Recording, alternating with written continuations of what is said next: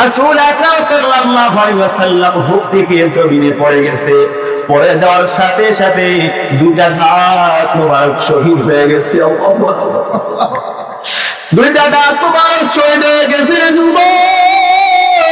কেমন মুহাম্মদ করছে সাহাবারা মাইন্ডা শুনো।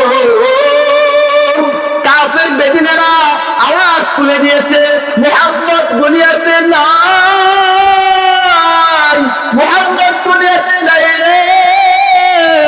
এই আওয়াজ যখন উঠে গেছে, কাফের বেদিনেরা যখন আওয়াজ তুলে দিয়েছে, এই ময়দান থেকে একজন দৌড়াইয়া ওই যে প্রথম রাত্রিতে হামজা বাটুর অবস্থায় এমত অবস্থায় কে যেন বাড়ির পাশ দিয়ে আওয়াজ দিয়ে দিয়ে বলতেছে, ওতেরা মুহাম্মদ দুনিয়াতে নাই, মুহাম্মদ দুনিয়াতে নাই, সাল্লাল্লাহু আলাইহি ওয়াসাল্লাম দুনিয়াতে নাই।